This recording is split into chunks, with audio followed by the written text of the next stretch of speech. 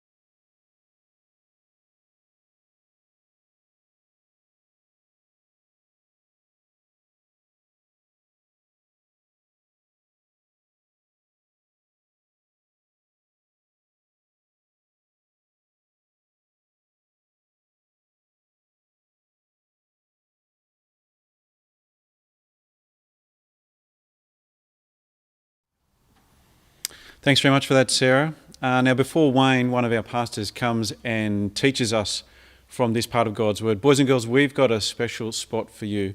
So we're going to watch this kids spot video to help us think about what Jesus teaches us here in Mark chapter 13. And then after that, Wayne will then teach us from this chapter. So let's watch this kids video first.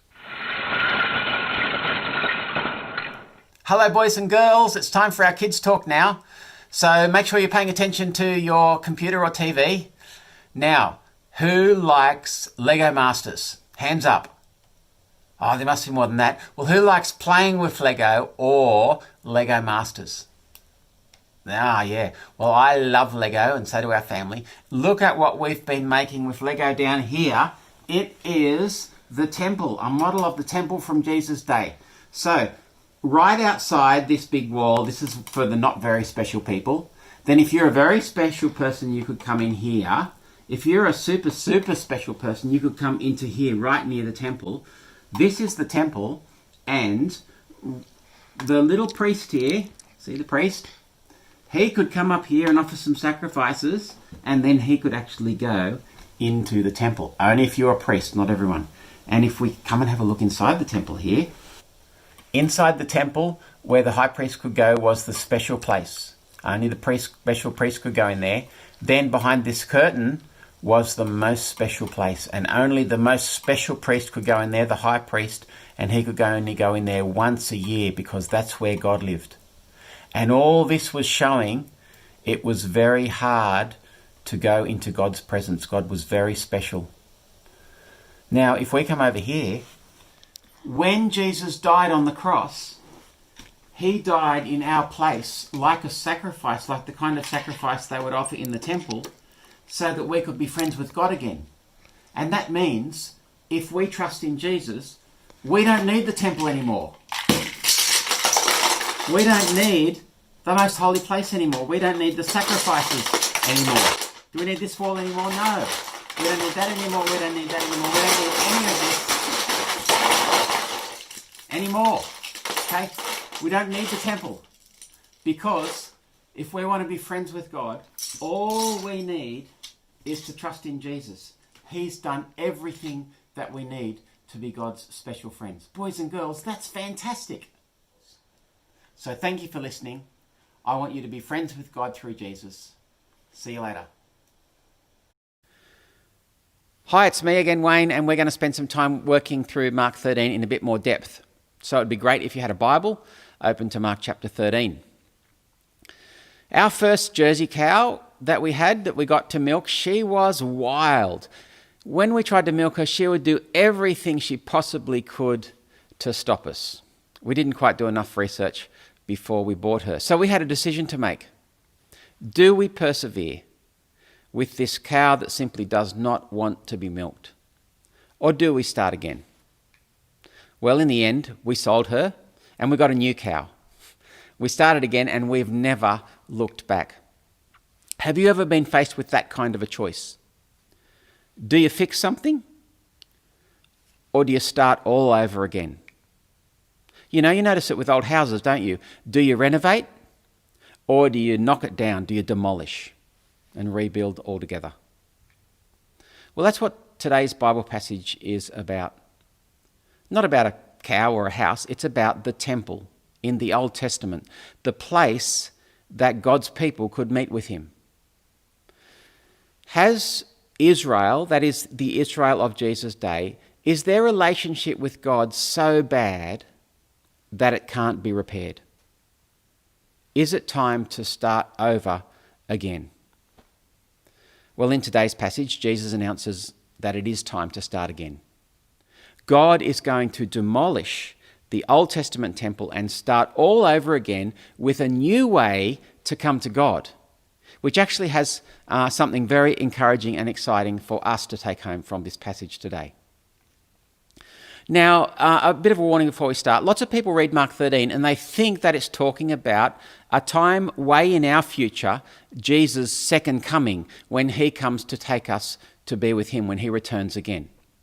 Even the heading in my NIV Bible, and maybe yours says similar, mine is called Signs of the End of the Age. Now, the headings, of course, are not part of the original Bible. They're added in later by the publishers. That's not actually a really helpful heading in today's passage. If we ignore the heading and just let the Bible passage speak for itself, it is very clearly talking about the destruction of the temple. It's pretty obvious, really. Look at what I mean. Let's begin at Mark chapter 13, verse 1. Follow along as I read it. As Jesus was leaving the temple, one of his disciples said to him, "Look, teacher, what massive stones! What magnificent buildings!" "Do you see all these great buildings?" Jesus replied. "Not one stone here will be left on another. Every one will be thrown down." Do you see what's happening here? Mark 13 is kicked off by Jesus and his disciples wandering through the temple outside it and admiring the stones of the temple buildings. This is the Jewish temple, and in Jesus' day it was spectacular. It was massive. Jesus picks up on their comments and he says, it's all going to be destroyed. The temple building, that is. Not one stone will be left on another. Now that's a massive claim. The temple was at the centre of the Old Testament people's worship of God. And so the disciples, they want to know more. The rest of the chapter is driven by two questions that Jesus' disciples ask him. Look at verse 3. Tell us, when will these things happen? And what will be the sign that they are all about to be fulfilled? Well, that's the key to understanding this chapter. Jesus is answering two questions. When will the temple be destroyed? And what will be the sign that the temple is about to be destroyed? The rest of Mark 13 answers those two questions. When will the temple be destroyed? And what will be the sign? Jesus answers them in reverse order. He talks about the signs first, and then the when. So let's look at the signs, shall we? We all know what a sign is. You know when you're driving back to Dubbo from holidays and you get those signs on the side of the road, Dubbo 30 or D20, D10, letting you know how far away Dubbo is. Well, let's look at the signs that God will send before the temple is destroyed. Verse 5 of chapter 13. Jesus said to them, "Watch out that no one deceives you. Many will come in my name, claiming, 'I am he,' and will deceive many. When you hear of wars and rumours of wars, do not be alarmed. Such things must happen, but the end is still to come. Nation will rise against nation, and kingdom against kingdom. There will be earthquakes in various places and famines. These are the beginning of birth pains." So they are some of the signs before the end of the temple. Other people claiming to be Jesus. Wars. Famines. But there's more signs, verse 9. You must be on your guard. You'll be handed over to the local councils and flogged in the synagogues. In other words, before the temple's destroyed, there'll be opposition to the preaching of the gospel. But there's more signs, verse 12. People will be betraying each other. But there's more signs. There's a big one mentioned in verse 14. Something called the abomination that causes desolation. Sounds a bit weird. That's actually a quote from the Old Testament book of Daniel. We looked at it last year. You might want to go and listen to some of the talks from Daniel. It's talking about something related to the temple that is so out of place that everyone will be revolted by it. The abomination of desolation. That's one of the signs. Something really out of place in the temple. But there's more signs. There'll be a time of terrible suffering, especially for pregnant women and nursing mothers, verse 17. There'll be false prophets again, verse 21. The sun and moon will be darkened, verse 24. Now, there's a lot going on in those verses. But Jesus is answering one of the disciples' questions. What will be the signs that the temple will be destroyed? They are some of the signs. Destruction, suffering, trials, betrayal, a whole series of terrible events. All signs that the Old Testament temple will be destroyed. Before Jesus goes on to answer the second question, which, remember, that's the when, he adds one more sign. Although this one may not be a sign, here he may be talking about the actual event. You decide for yourself. Verse 26. At that time, men will see the Son of Man coming in the clouds with great power and glory. Now, don't be confused there. A lot of people read the phrase, the Son of Man coming in the clouds, and they think that it must be talking about the end of the world, which the Bible does in other parts call the coming of Jesus, the second coming of Jesus. But that's not the coming that this is talking about in Mark 13. This is not talking about his return. Let me give you another quote from the book of Daniel that helps us grasp that. Have a look with me, it's on your screen, Daniel 7:13.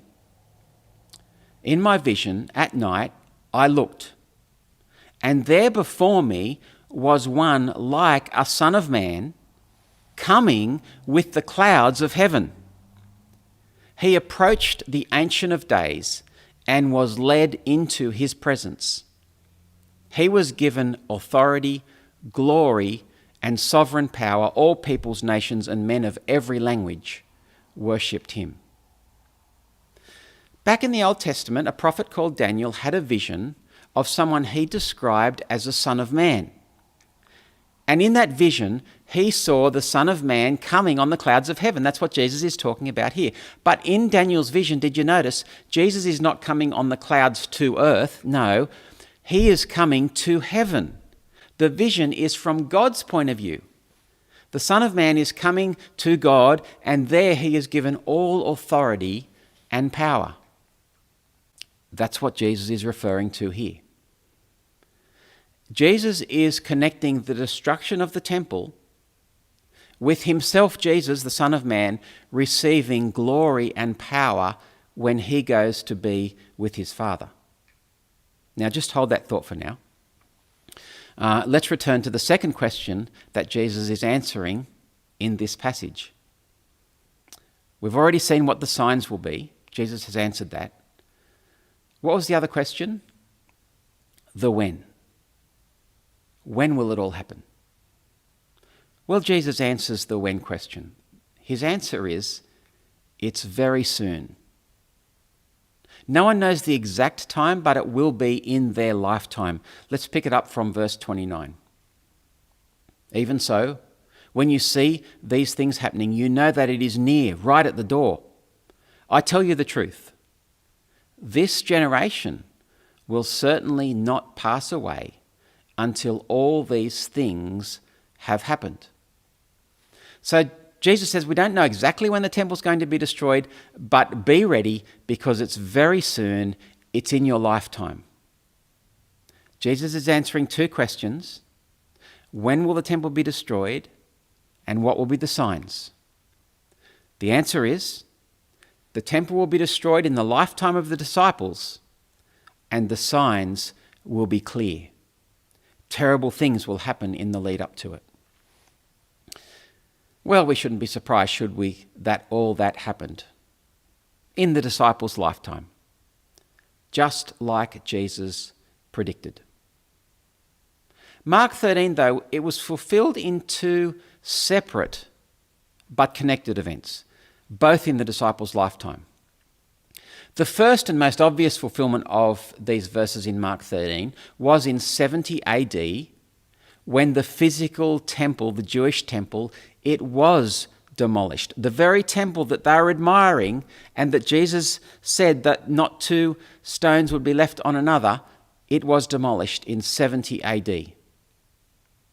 The Roman army came through and they absolutely obliterated Jerusalem and the temple. And it was every bit as terrible as Jesus predicted it here.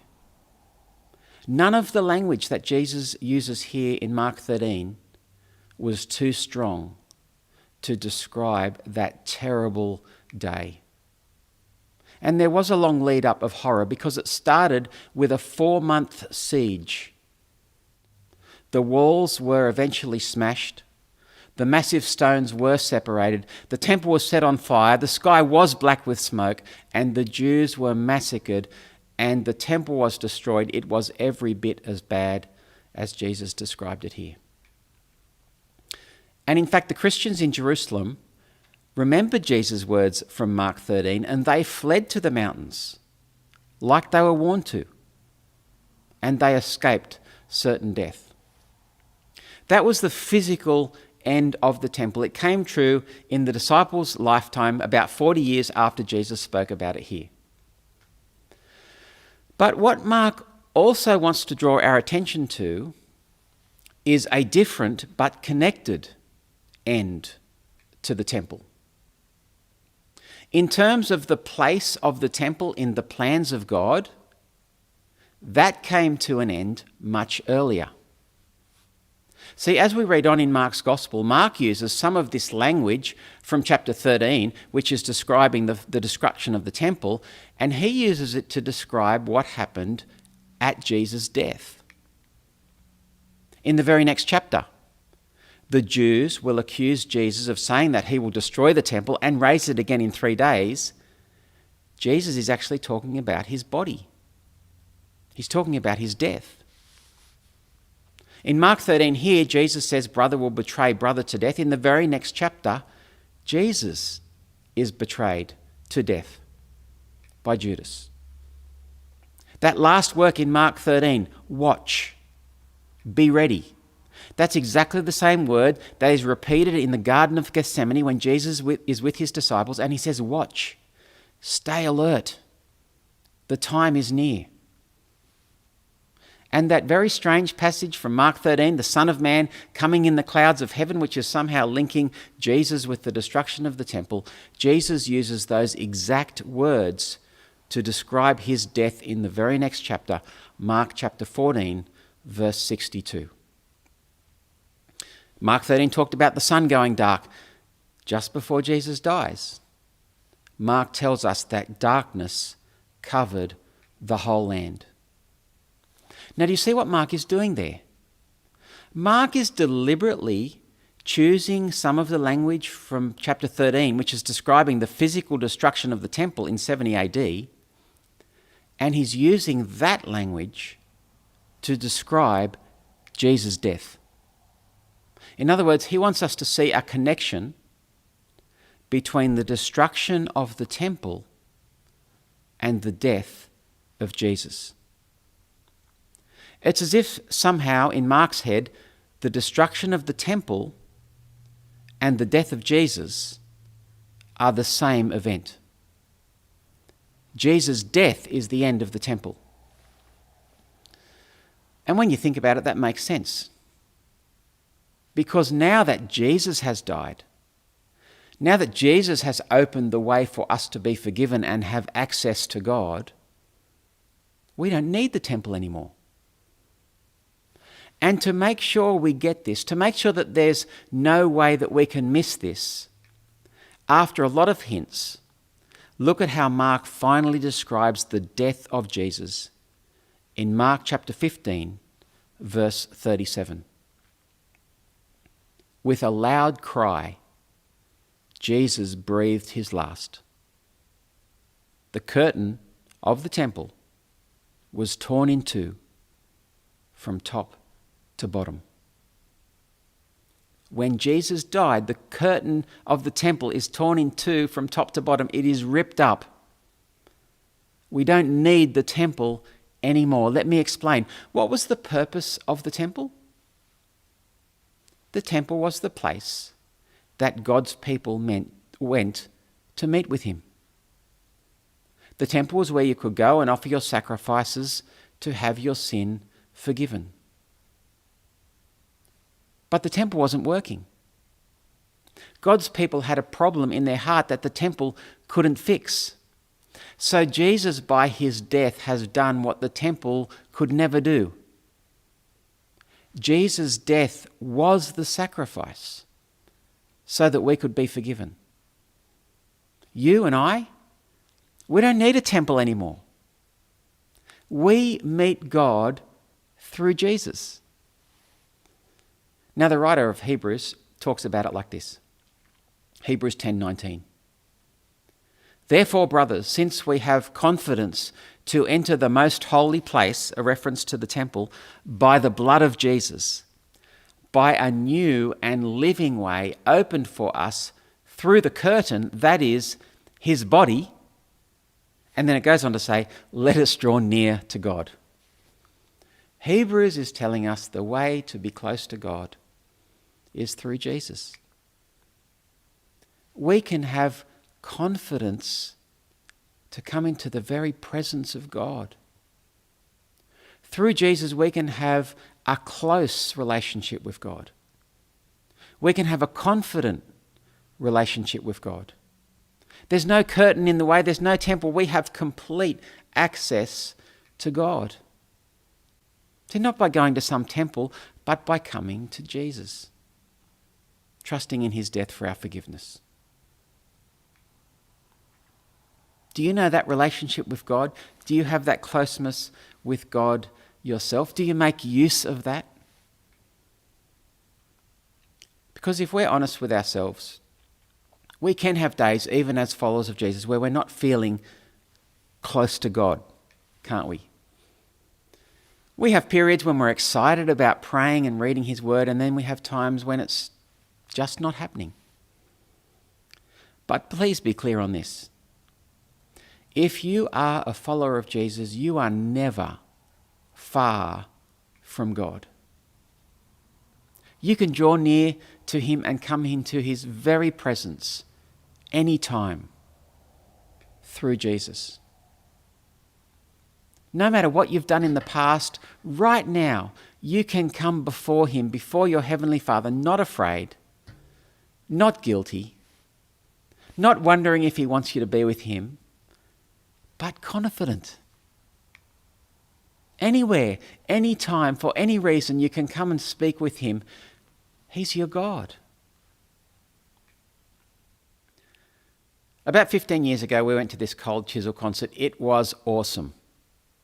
I'm sorry if you've heard this story before, but I love it, so I'm telling it again. After a great concert, we thought, wouldn't it be great if we could go and meet Cold Chisel? So we went around the back of the Hordern Pavilion, and to our great disappointment, there was this massive security fence. There was no way that we were getting in. But then I noticed that the roadies that were coming in and out through this security fence, they were dressed in black. And I was dressed in black. So I thought, what have I got to lose? I, as confidently as I could, walked in past the gate and they let me in. Problem is, my two friends were still outside. So I just yelled out, hey, you two, come in here. And what do you know? The security guards let them in. Well, it only got better from there. We went into the back of the Hordern Pavilion and we met Steve Presich, the drummer of Cold Chisel. After chatting to him for a couple of minutes, he said, hang on, I'll go and get the others. So he goes upstairs to the VIP room where the reporters were trying to talk to the band, and he sends down Ian Moss, the guitarist, to talk to us. A couple of minutes later, down comes Jimmy Barnes, the singer, and then Phil Small, the bass player. Pretty soon, we are talking to the entire band, just the three of us, for 15 minutes, complete access to them. Just talking about the music they were playing, we could ask them whatever we wanted. It was amazing. It was fantastic. We got our money's worth. Friends, through Jesus, we don't just have access to some band for 15 minutes. We have access to the God of the universe. We have access to the God who just spoke and everything in this world came into being. Free access. Complete access. Anywhere you can talk with him. Anytime you can talk with him. There's nothing that you can't talk to him about. Friends, we have something so much better than the temple. Through Jesus, our sin is forgiven and we can come into the very presence of God. No temple needed. Let's pray. Father God, thank you that we can come before you even now in prayer. And when we do, we are in the presence of the holy God who made us. Father, what a privilege. How can we ever take that for granted? Thank you. Thank you that there's no rituals that we have to go through. Thank you that you are not a God who is distant. But thank you that through Jesus we can have a relationship with you that is real, that is close, where we can come to you like a father. Thank you. Amen. Well, thanks very much for that, Wayne. These, friends, aren't they powerful truths that we're dealing with here?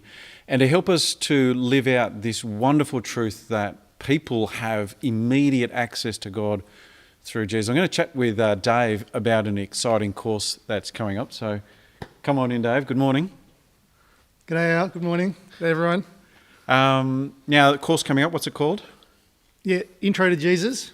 Okay, sounds pretty nice and sweet and simple. Yep. Now, before we get into some of the details, what will it look like if I was to come along? Yeah, great question. So it won't look like the Life series that we ran earlier this year, which was here in the building. It's actually going to be a bit more like what we're doing this morning, online church. So really, if you come along to Intro to Jesus, it'll look like joining a Zoom meeting. There'll be an opportunity to ask questions. We'll watch a talk, and we'll probably have some breakout rooms to discuss stuff. But it's all going to be online, which is great because it means, if you've had a friend coming along from Maroochydore or Melbourne or Manduran, Yep. they can join in our Intro to Jesus series. If you've had a friend come along to one of the winter workshops, they can join our Intro to Jesus series as well, wherever they are. Yeah, okay, great, yeah. Terrific. Now, it's called Intro to Jesus, so who should be coming along to a course that's about Intro to Jesus? Yeah. Well, I guess if you've got questions about who Jesus is or why he came or the kind of things that Wayne was talking about this morning, like what makes Jesus so important, or how can I have access, can Jesus really give me access to God? Can I actually have life after death? Any questions at all about Jesus or the Bible, that sort of stuff, Intro to Jesus would be great for you to come along to.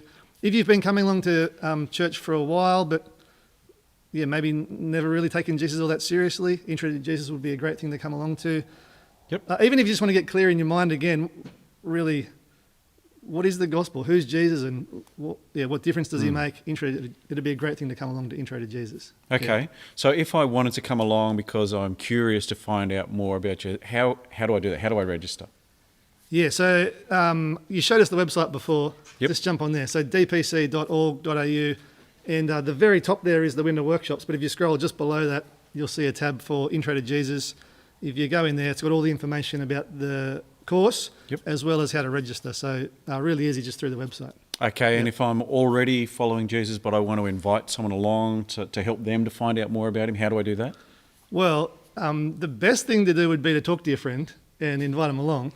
And just, I guess particularly if you've got a friend who's asking questions about Jesus or who's shown some interest in church, or just maybe he's asking you what you believe, that'd be a great person to invite and just have a chat with them and say, look, our church is running this Intro to Jesus course.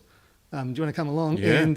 And like Sarah was saying before, with the winter workshops, you could invite someone to come to your place to do the workshop.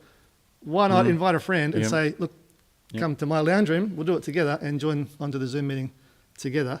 But if your friend is interested in coming, just jump on the website and register you and your friend. That'd be terrific, yeah. Brilliant. Yep. All right. Well, thanks very much, Dave. No worries. Thank you. So there's a great way there where we can put Mark 13 into practice, a course to help us find out more about Jesus, a course that we can be inviting people to help them to think more about Jesus. Friends, this just about brings our time together to a close. Thank you for joining us here this morning. If you're new, again, thank you for being here, and we'd love for you to fill in a welcome card on our webpage. So that's dpc.org.au. Boys and girls, don't forget to check out our Kids Church Hub. In a moment, we're going to be sorted into smaller breakout rooms for morning tea. The groups are going to be the same as last week, and you'll be redirected into them automatically. That'll happen in a few moments. If you've not registered for a group, especially because you're new, you'll stay here in the main meeting room with me, and we can meet up together. We'll catch up, find out a little bit about church. If you would prefer to not join in one of the groups, look, that's absolutely fine. You just need to simply click the button where you leave the meeting.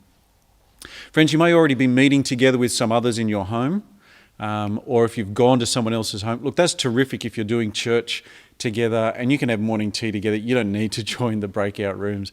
Just enjoy morning tea together. We've got some questions in the chat room that you can look at as discussion starters.